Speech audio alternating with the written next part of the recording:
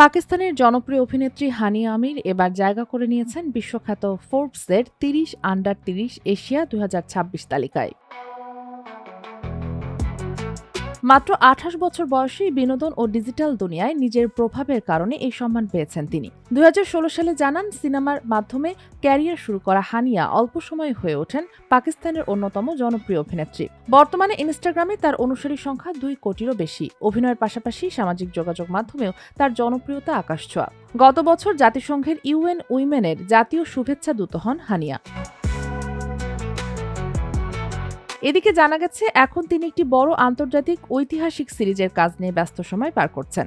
ফোর্বসের এই স্বীকৃতি হানিয়া আমিরের আন্তর্জাতিক ক্যারিয়ারে নতুন এক মাইলফলক হিসাবে দেখা হচ্ছে।